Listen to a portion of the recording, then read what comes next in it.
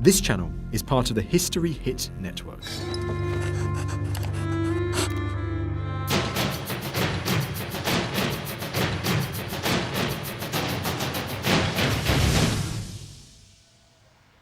You wouldn't think that this ordinary-looking field and this little drainage ditch had got much to do with England's great seagoing heritage. For a start, we're about 10 miles from the sea in a place called Smallhithe in Kent.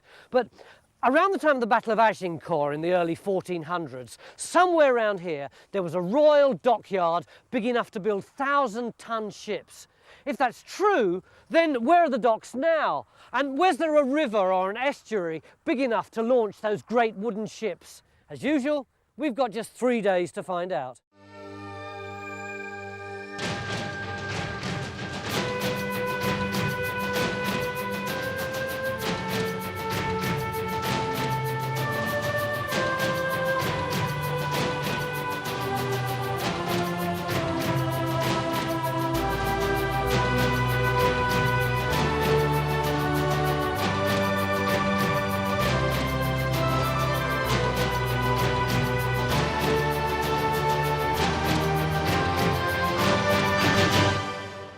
Peter, you wrote this letter to us I did indeed, yes. about the fact that you reckon there's a medieval shipyard here. Oh, no doubt there is, or was. And you say that it's something of an enigma. It Why? is. Well, there's absolutely no evidence of it. You can't see any harbours, docks, structures or anything. And yet records, the king's accounts show large sums of money were spent on it. Records of the vessel, their tonnages. But it's something of an enigma. Absolutely, yes. Historians refer to it as a black hole of archaeology. There's no evidence of the shipyard at all. Archaeological black holes are just the sort of challenge we like, even if it would be hard to imagine somewhere that looks less like a big dockyard. The little village of Smallhithe meanders down the street to a drainage ditch, and the sea's 10 miles away. But Carenza's already chasing a clue. She's keen to put a local legend to the test and find out whether this long, narrow field might be one of the old docks. This is a bit rank, isn't it? Oh, it's rather beautiful, all these buttercups. Why have you chosen this lovely buttercup-strewn field? Well, we thought it looked pretty. But, more to the point, it's very interesting. Brian's been working around here for a long time, and basically it's a very interesting shape, long and thin. I mean, it's quite different. I mean, you can see from this map, it's quite different to any other fields around. So what do you think it might be? Well, it's clearly had a specialised function. Its name is Delft Marsh for at least 150 years, and this name is suggestive of a dugout area such as a dock. And there is a prospect that this could be one of the lost docks of Smallhithe. Delft means digging, so that's a sort of hint. Is it something that you yank the boats out of the water, or is it a got to wet be dock? accessible. It's got to be accessible to the high tide, certainly. We're really just trying to think about how to investigate this. I mean, it's a big area. I mean, digging this by hand is going to be completely unrealistic. Well, yes, I just think. with the vegetation. I mean, it's clearly a machine job. But why are you so gung-ho about digging with a machine? Archaeologists are notoriously prissy about using big machines. Yeah, but I mean, I think in this case we don't know the nature of what's under here at all. That's right. The idea is that it's silted up, so that we're actually looking through layers of silt, probably to start with. Now, obviously, if the first bucketful hits preserved jetty or the bottom of a Tudor ship, we'll stop. Shall we get the old machine Get the going machine then? going, yeah. To find our dock, we have to get underneath the layers of silt laid down over hundreds of years. So, no messing about. We're going to dig a line of test trenches right down the length of the Delft field. But Mick thinks we shouldn't just be looking for a dock in the way we understand the word today. When we say docks, Yeah. what do we mean? Well, we know from the time that sometimes there were actually dry docks constructed, other times there were sort of slipways just down to the nearest bit of water. Other places they just seem to build them on the beach. So, could this have been a big place? Are we looking at Chatham, brothel keepers and taverns and things?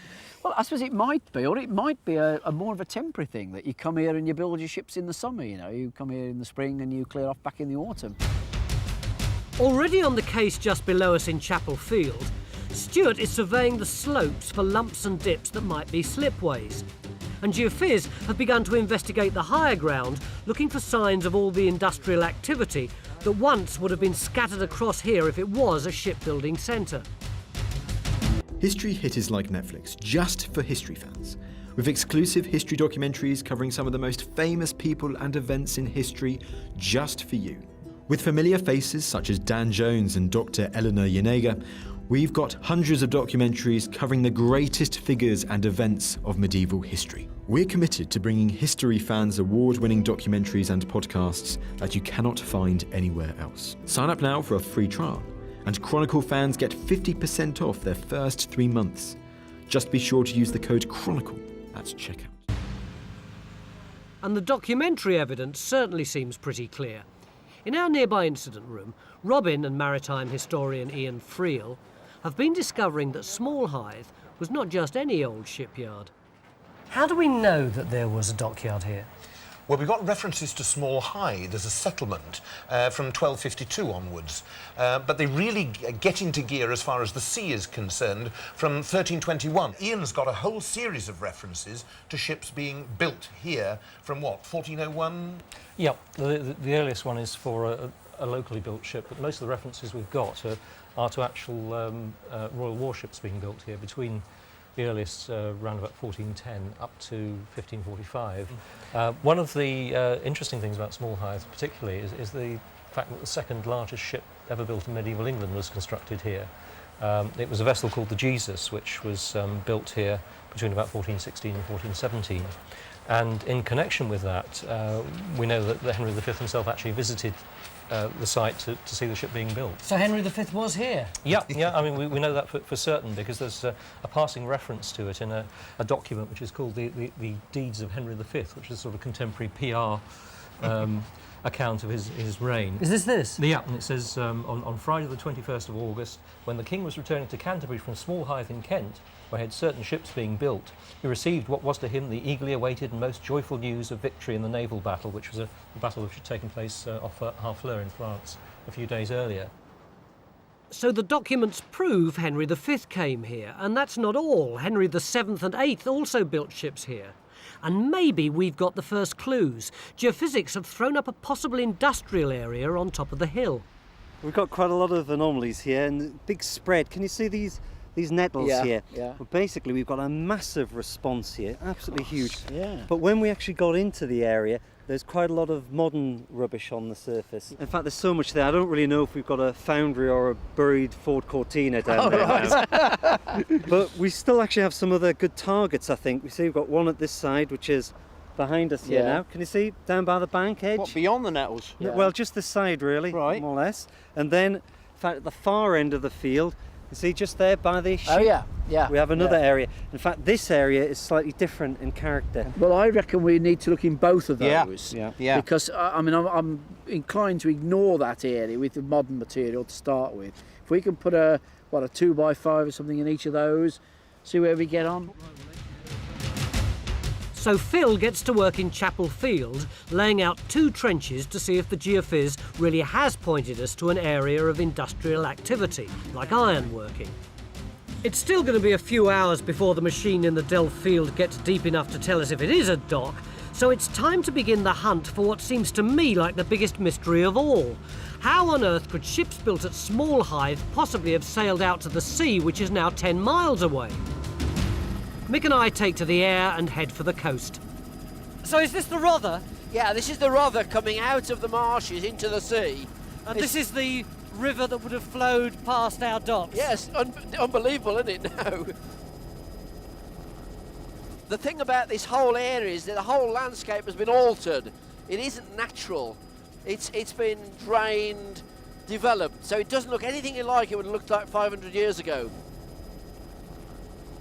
So we're coming downriver now, where the River Rother would have been, presumably somewhere more or less underneath us. It's difficult to tell now. But really quite wide. Yeah, the whole of the bottom of this valley, probably a mile wide here. Wow.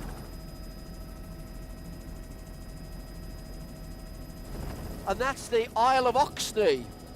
A lot of people might wonder why it's called that, because it's in the middle of green fields today. But of course it would have been an island in the estuary. But you can see here you've got what is virtually a cliff. You've got a cliff line coming down to the shore. And you can see that curvy field boundary all the way around is really marking the bottom of the higher land.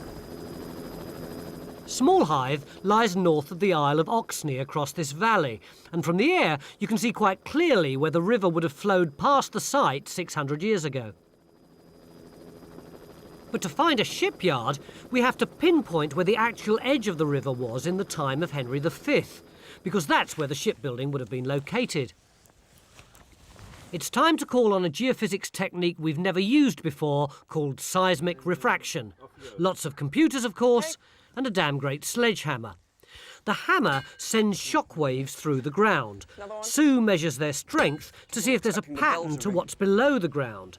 If it works, they'll not only find the edge, but the width and depth of the whole river channel. Oh, that's fine. Yep.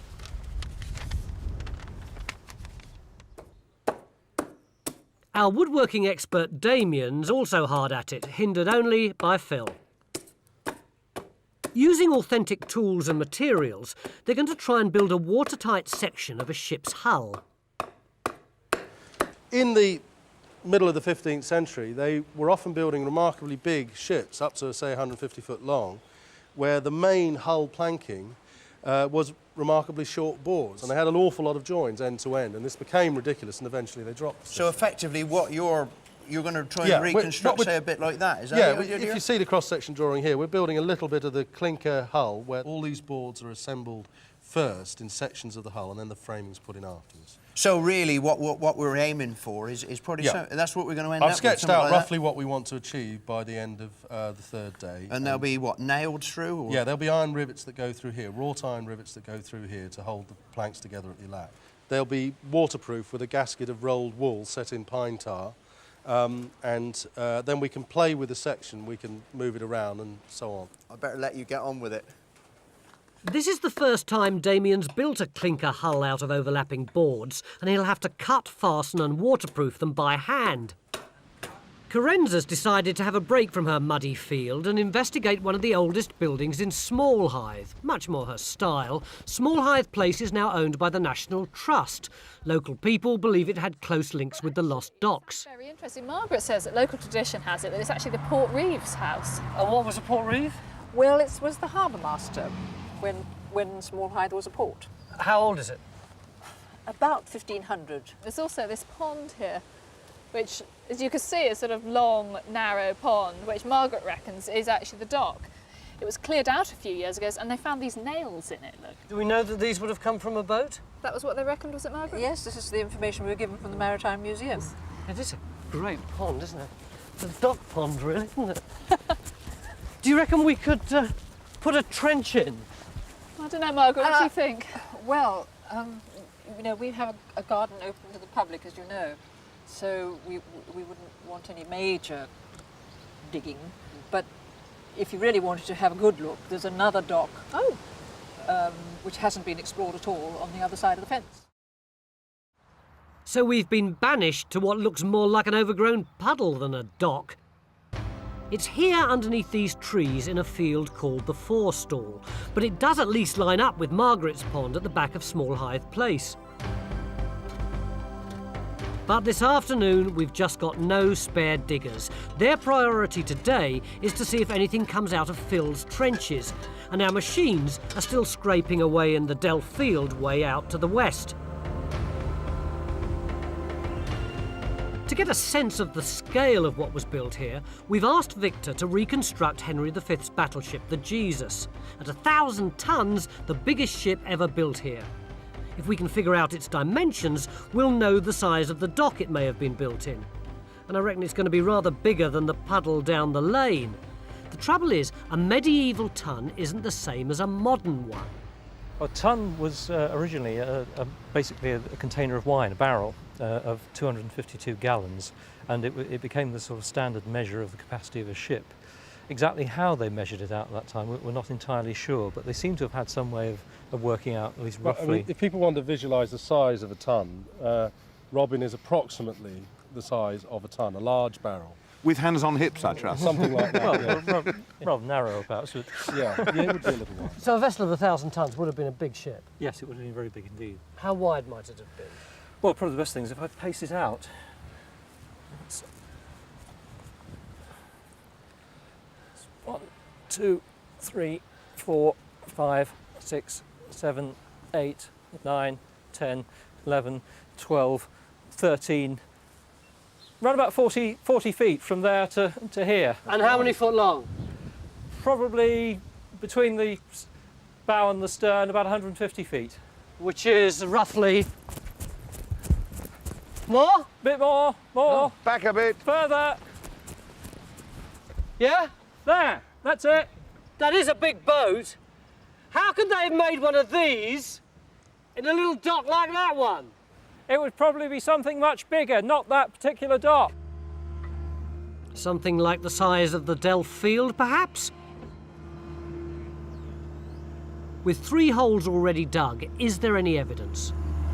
Well, there's a big piece of wood on that, though. Yeah.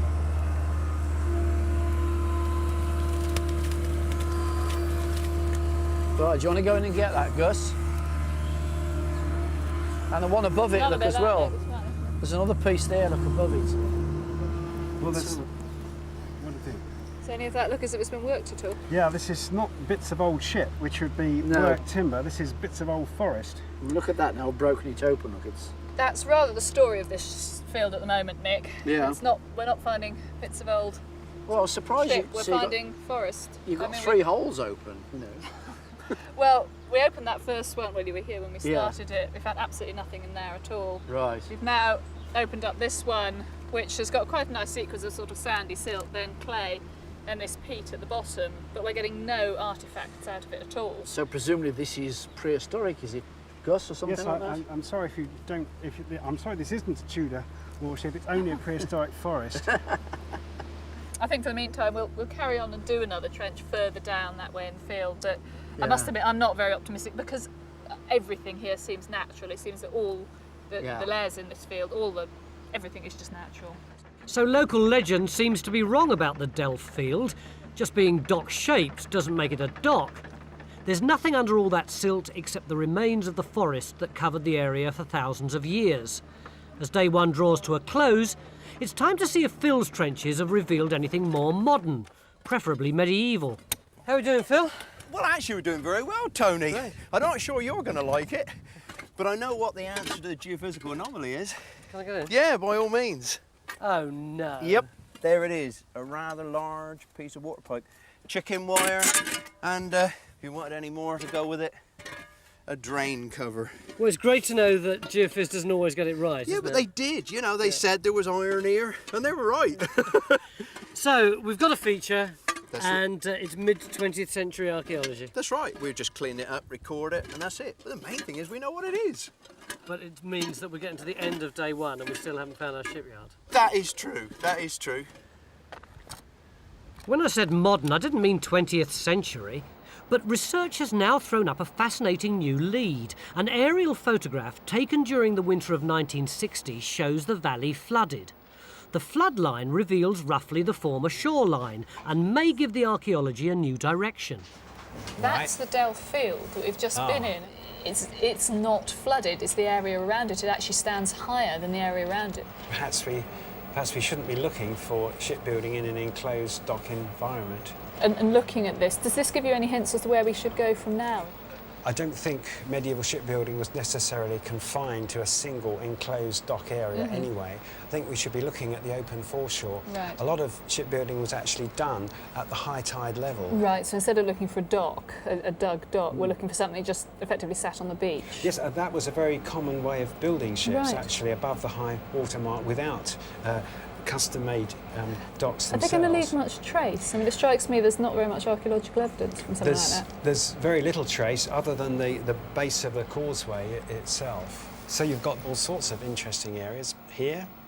These are depressions showing in the 1960s in just the sort of place where one might expect the shipbuilding slips to be. These features are in the Chapel Field closest to the village across the road from Small Hythe Place. And Stuart, who spent all day measuring and assessing, has managed to find traces of them on the ground. I mean, it's about 12 metres wide. It's perfectly wide enough to get a decent boat in. And if it goes any further that way, it's long enough as well. And if you look over there against the light, it's just catching where the grass appears to be lighter there. That's right, there's another one there, and there's one in between there and the fence as well. So there's 3 of these things which are parallel, just coming up off the water edge up onto the dry ground, and I'm just wondering whether there might be slips or docks. They're exactly in the right sort of area for that, and their physical features here. We've got to try and answer the question: are they something with shipbuilding? Is it worth putting trenches in here? Oh yeah, absolutely. Go for it. I mean, we've got some geophysics going in at the moment to see if we can identify where the edge of the water actually is in effect.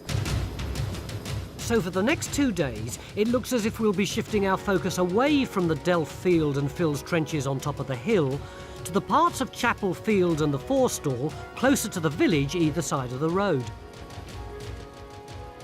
I've heard lots of stories today about Henry V and Henry VIII, but all I've actually seen is some chicken wire and a 1960s water pipe. I've done my best. I didn't know we'd found that much. We've really got nothing to help us with the dockyard in the Delft Field down here. You know, that's. We're digging in the wrong place. Well, Gus and I have been looking at the area, the other side of Small Hythe Place. You remember they had that pond there that they'd found some nails in, and there's 2 or 3 other depressions which Gus reckons might be decent sites for shipbuilding on the foreshore. Those depressions we were looking at, I think they're very promising. I think we've got slipways and evidence of shipbuilding just down in the field. So that's Chapel closer to the village, but on the other side. That's we're right, just very suggesting. tight in with the village, opposite the chapel down here. It struck me that in the Middle Ages you would have probably come down this lane, and then the shipbuilding activity would probably have been 50 metres either side of that lane at the bottom, and not as far out as the Delft over here. Although I think we were bound to look in that area, given the local sort of ideas about it. You been getting anything geophysically? Well, we've been doing work while everyone else has been thinking. We've actually looked at Stuart's depressions now, and we've got some really nice results. In the magnetic survey, strong anomaly that looks industrial. And the resistance from the same area showing this nice edge along here that could well be the estuary. Yeah, I think that all that confirms that we should be looking either side of the village tomorrow. That's our next target. Great, so join us after the break, because tomorrow we're going to find Henry V's dockyard. Yeah, can we have a glass of wine then as well? If we find it. It's the start of day 2.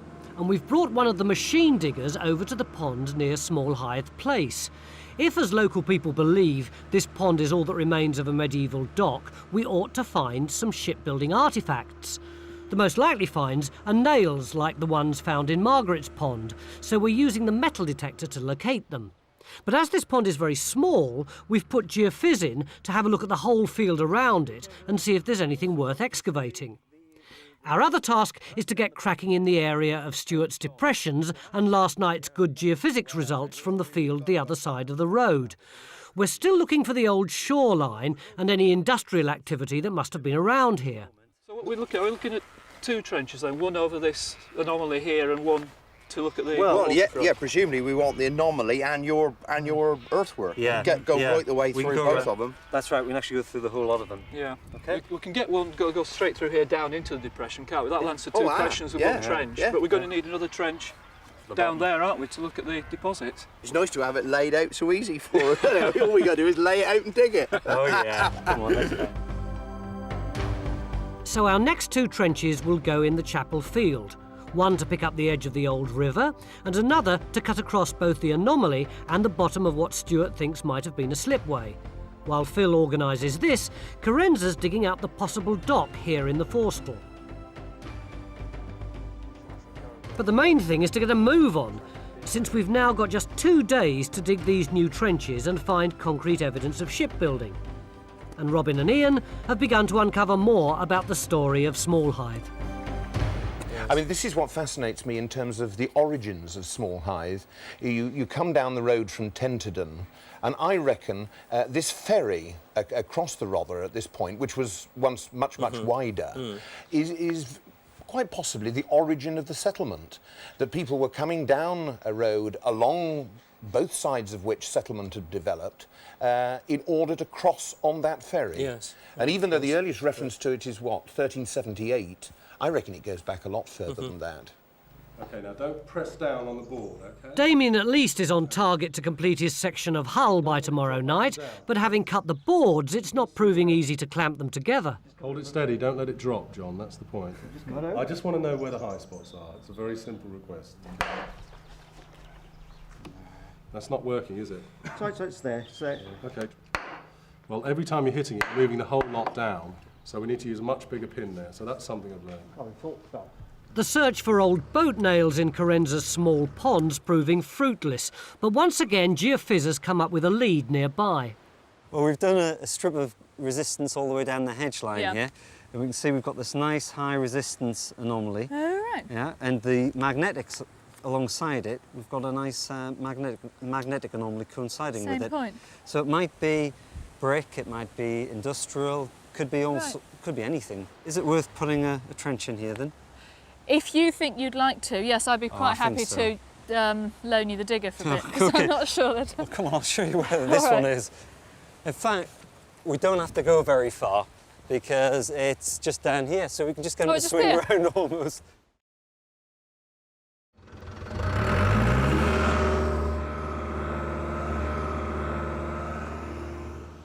Corenza's new trench goes here, just to the north of the ponds.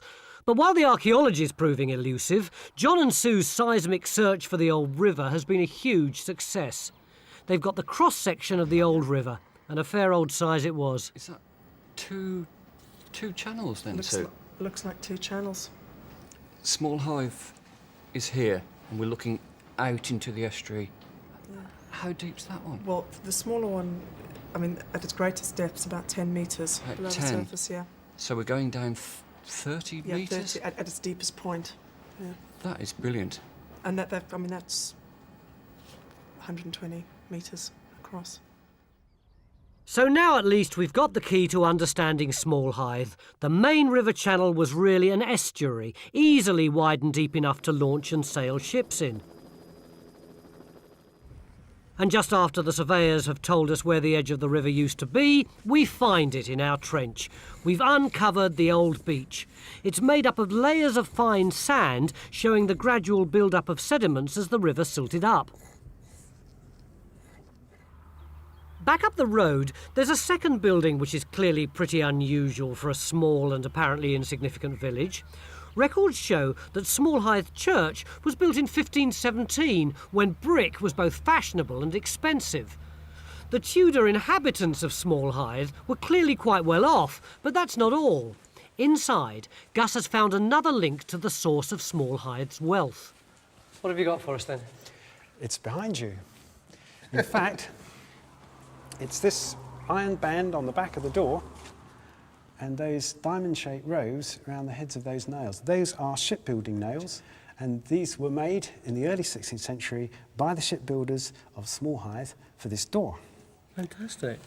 If our luck turns, we should soon be finding ship's nails and roves just like these from our trenches. But for the moment, Phil's getting excited about something that seems distinctly unmaritime, an odd-shaped collection of bricks. Oh, that's coming on well, isn't it? Oh, God, we're really getting pretty excited about this, Mick. This is presumably what the geophysics found. Undoubtedly. I mean, it is just a mass of brick. I mean, there's no immediate structure to it at the minute. No. They must be pleased with that. Oh, God, well, we all are. Well, yeah, but I mean, it's a spectacular result for them. It is, and I mean, it is finishes more or less exactly where they said it would. Yeah. And we've got some nice patches of burning in there, which... You see, in here too is quite, quite heavily scorched in there. Most of the bricks very, very fragmented. They're not actually making them here, are they? Well, I don't know. They're very coarsely fired, very coarsely made. Yeah. Quite thinnish ones, but. Yeah. Oh! Yeah, look at this. Look at that. Now you see, we've been getting masses of these things, these really nice big nails. Yeah, the big square bits. With the rove endings on them. Right. And they've effectively been right the way down. We've got them some up this end. Yeah. But we're also getting them right the way down in here. And you can see the way this end is dropping right the way down in here. And we've got this vast edge coming through. Yeah. That's what we're coming back. I mean, this sort of lines up with that hollow of this earthwork across here, like you've got a dock coming through. Look how deep we are. Yeah. And you see there's still Still getting them down there, yeah. Dozens of them. And as we're coming back, we've got this nice clay. Yeah. It's not in here, so presumably there's got to be some edging. So we've begun our collection of medieval ship's nails, and whatever the bricks are, this slope at one end of the trench might be a slipway. In Carenza's new trench, we've got our first finds, but so far they're not exactly what we're hoping for. So only Phil's got anything to get excited about. Oh my God, that is amazing. That's the real stuff. Come on, tell me. The real stuff. Right, no, this is fantastic. You've got roves here, these sort of washer type things are called roves, and this one looks as if it probably hasn't been used. So, I mean, that's one that's been dropped during building, lost in the mud or something like that. So we've cracked it then. We've actually got our boatyard. Oh, you've really done it. I can show you a slightly cleaner version of what you've got there. When the rows are actually made to start off with, they're made in strips like this. These are actual 16th century examples from London, and you break them off when you want to use them. Are they easy to make? There's a fair bit of effort involved in making them, but yes, they were made by the hundreds, so it was production work, yeah, piecework, no doubt. Our team of smiths, led by Andrew Baldwin, are going to have a go at this process. To help fit our section of hull together, they're forging nails and roves, which were the medieval equivalent of rivets. The roves were used to secure the nail once it had been driven through the planking. To build a big ship like the Jesus, thousands would have been needed.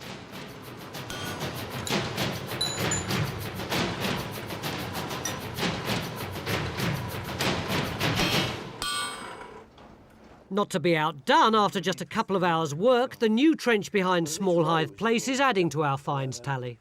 Carenza? Yeah? What are these rows off the end? Are you joking? Yeah. Oh, fantastic. Has that just come out of here? Just come out of this hole, so that... Oh, brilliant. That's exactly what we wanted, exactly, really. Yeah. I mean, what it's showing is the same... Chris says we want dozens of them. Yeah. Well, the size Really? of the anomaly, there should be a hell of a lot more. I mean, what this is showing, really, combined with what we've got from the edge of that pond, is that the ponds aren't docks. Yeah. The stuff in the pond is all laid. There's none of these nails or anything. There is shipbuilding going on here, but it's on the foreshore, not in the docks. And neither the pond in the National Trust Garden or this one here are actually docks. They're just the fortuitous result of the fact that you've got the natural drop in the land surface and the bank the other side. Yeah. But this is brilliant. Damien says you get these because ships are being dismantled or falling apart. Oh, really? In other words, because you So find... it's a breaker's yard? They're either breaking the ships up or they're not losing that many. You know. You find them because they're coming apart out of the timbers. So there's probably a lot of hulks and wrecks lying about as well. We haven't found any of them yet. No, only us. So there's masses of evidence of ships being worked on round here, but it doesn't seem to have taken place in docks as we know them today. Slipways, like the one being cleaned up in this trench, seem to be the answer.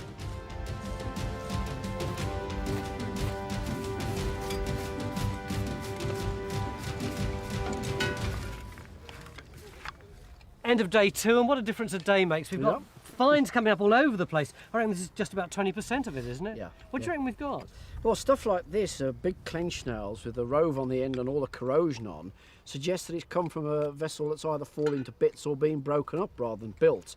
And I think these bricks probably indicate the same. Well, it's not exactly the Mary Rose, is it? Yeah, but it might be, you see, because the Mary Rose has a huge number of bricks in the bottom of it, where the cooking places were and the ovens and where they heated the water and so on. So, and these bricks are very broken up, very crushed and so on, like as if they're at the end of their life. But do we know they're Tudor? Well, the size of them is contemporary with Tudor brickwork around here, so they could be. And so this could represent breaking ships up as well. So you're going to try and get down underneath there tomorrow? Yeah, we've got to take this apart very, very carefully in case there's any structure to it, and of course there may be something underneath it that's useful as well. So we seem to have a lot of evidence of ship destruction, but have we got any evidence of ship building? Let's hope we find some tomorrow. Join us after the break. Any wine for me? Cheers. Oh, cheers. Day 3, and we're still a long way from fully understanding just how ships were built at Small Hythe. In Phil's trench, the spread of Tudor bricks continues to grow without a structure getting much clearer. Could this have been ballast taken out of a Tudor warship, or some part of the industrial activity associated with shipbuilding? And can we confirm that this depression at one end of the trench is a slipway where boats were built? Overnight, Gus has surprised us all by turning his attention back to the Delft field where we first started. He now thinks that some of the wood we found there may only be a few hundred years old. Maybe this part of the site was used in the Middle Ages after all. He's had another look at that aerial map of the flooded site, and he's noticed another possible shipbuilding location. It shows the potential of what could be a natural bay, and if you're a shipbuilder, it's quite clear that in an area like this, this is ideal shipbuilding country, a natural bay. That's over here, this embayment in front of us. Quite marked. Well, I just thought the obvious thing was to carry on across this embayment area here and see if we've got the same sort of deposits we've got over the same here. sequence. But I would suggest that rather than doing it with a machine, which is busy further over, that we actually do some boreholes across there, because I think we'll get the same layers and sequence out of that, and go right across to that old shoreline over there. Jane Seddall and her team have got less than a day to figure this out. Their line of boreholes will go across here to tell us if this area was full of water 600 years ago, a sort of medieval marina, perhaps with the Delft field as a raised jetty to this side and slipways on the other shore. Elsewhere, there's plenty to figure out. Carenza's finding a lot more nails inside a dark feature with at least one very straight edge. In the incident room, Ian and Victor are still working on reconstructing the Jesus. The information from the seismic survey has given us proof of the width and edges of the old river, so we can begin a reproduction of Small Hythe at the time of Henry V, complete with the Jesus.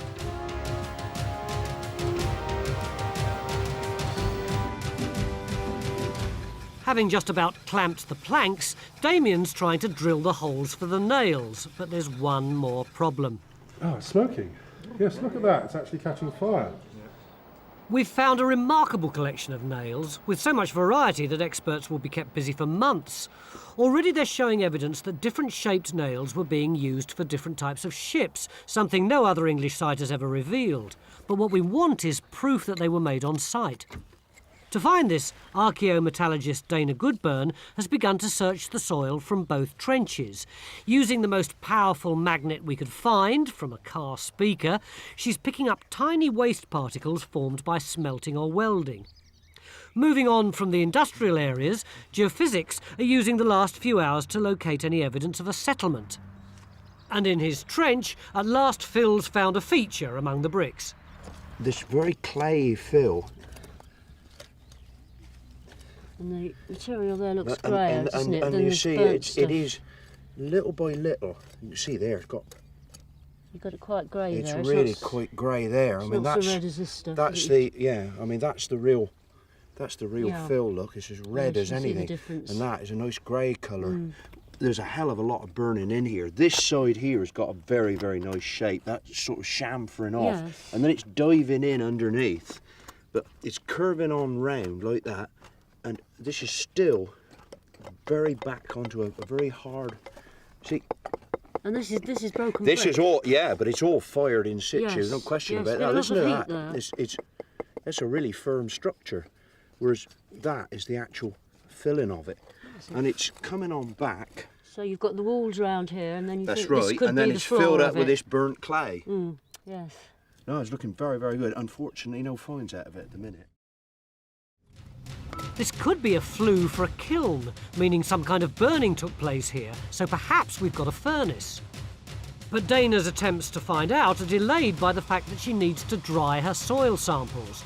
This time she's improvising with a hairdryer. Makes a change from a car speaker, I suppose. With just hours to go, even Mick has been drafted in to help get the line of boreholes finished. And Damien's found a solution to his drilling problem.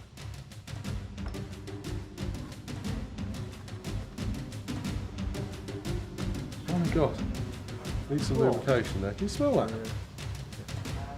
There we go. I think they've used a lot of grease on something like that. That's interesting. Geophys are rushing to finish their settlement survey overlooking Phil's trench. Phil, what is this? Well, I got to admit, Tony, I haven't got the foggiest idea. I mean, we started off thinking that what we had was some metalwork in place, a forge or a furnace or something like that. Now we're beginning to think maybe we got a brick kiln, something like that. Look, I'll show you. Around here, we've got an area of burning curving round like that. Yeah. Then we've got another area around there, which is where I've been excavating. Yeah. And then around here, we've got another very heavily burnt piece of structure. And we've got, it's plenty far enough. It's all right, I'm not coming in. And another heavily burnt area there. Yeah.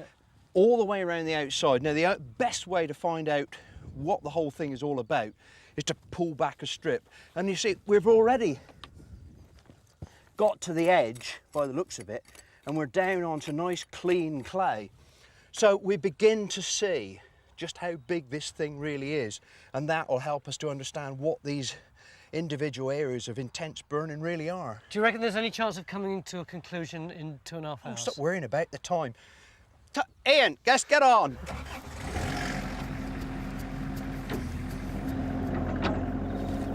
So it seems bricks were being made here, and it's looking like this really is a slipway, meaning this is the nearest thing to a dock we've found, unless, of course, over by the Delft field, the boreholes tell us there was a bay here with docks round it.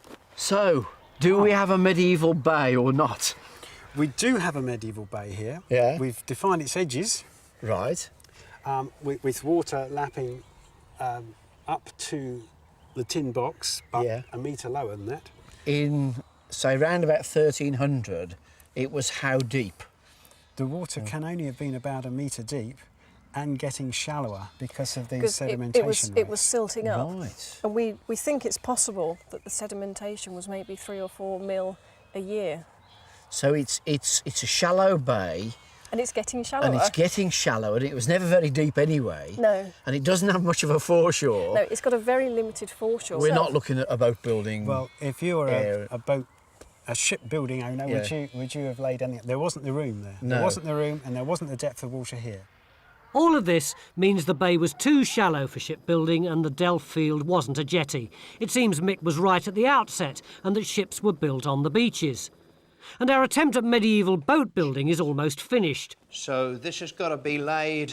Yeah, just to one side of the middle of the laps, because we've got to put 2 strands Somewhere like that? Yeah, that's it, just slightly to one side of the nail holes. All we have to do is waterproof and nail the boards. OK. All right. Imagine doing this with something about 3 or 4 times the length. It's quite a faff. What we need now is the lump hammer.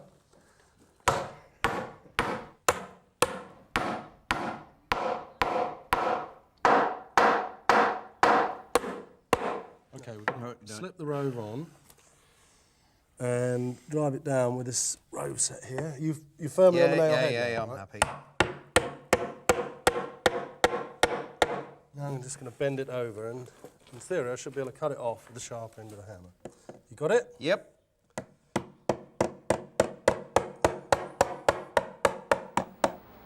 In the forestall, Carenza's dark feature is continuing to produce nails, while Dana's got results from her analysis.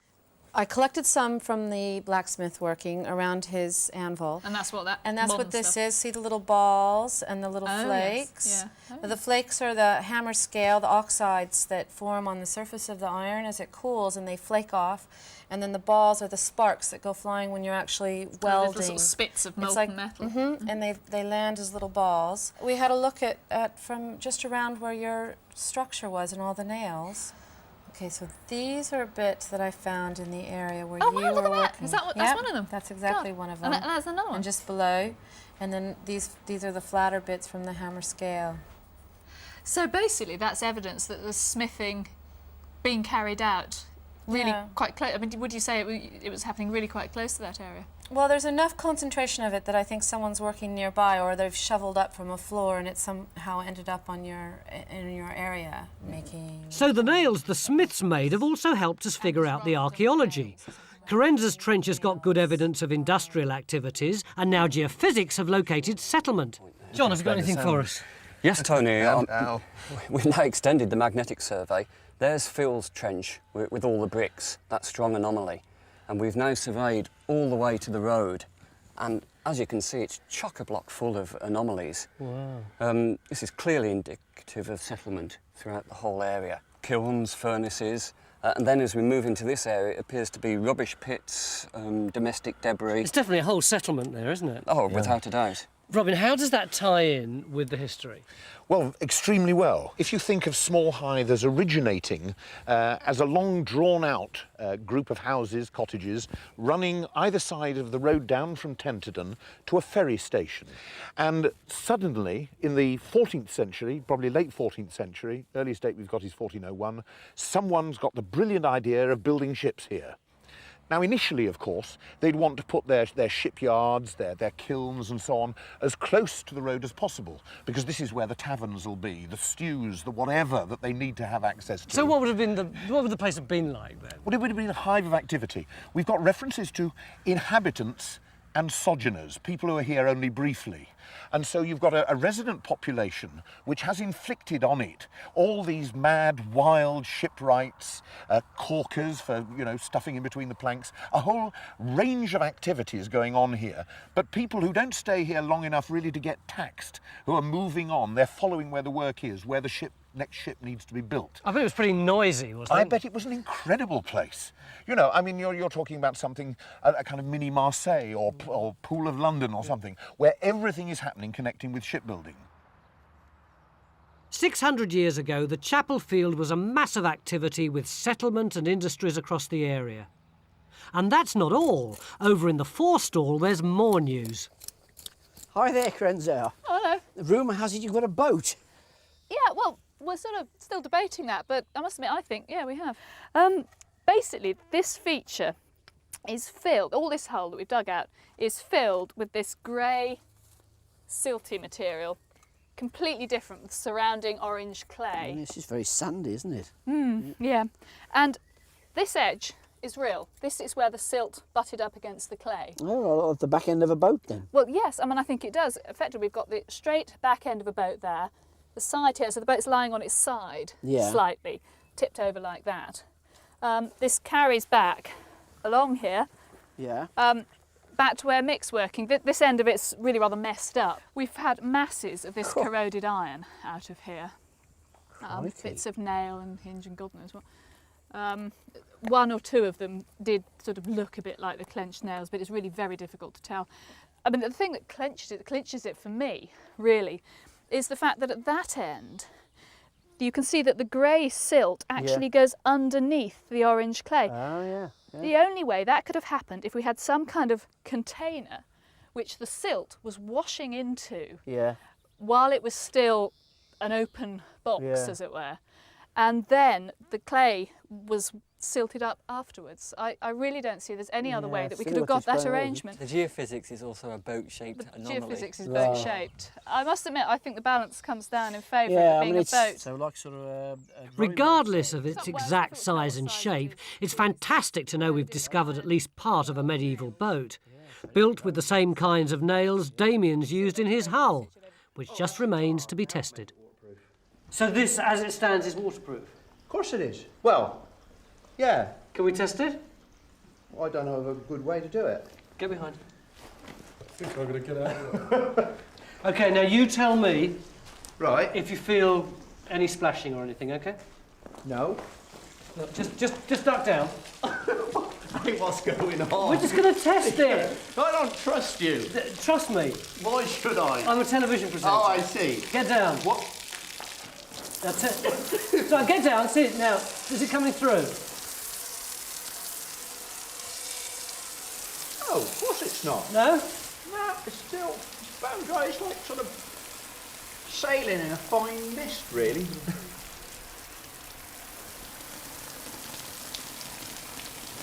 What about the other side?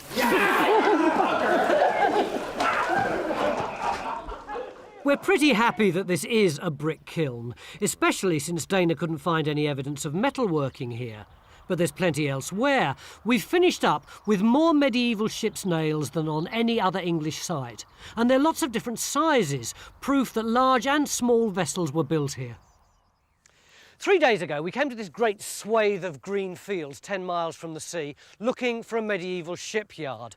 Well, we haven't found a big dock or a quayside, but what we think did exist was a little series of inlets with boats being built in them by the side of the river, with a shipbuilding community up there on the hill looking down on them. And we now know the depth and the shape of that river, and most importantly, we've discovered a whole shipbuilding industry. On the waterfront were forges where smiths produced thousands of nails and rivets, kilns where bricks were fired, and along the shore, rotting hulks with ships being hauled out onto the beach to be repaired or broken up, while others, newly finished, were launched onto the high tides. And I can almost imagine, out there on the river, Henry V's big ship, the Jesus, waiting to take his troops off to France.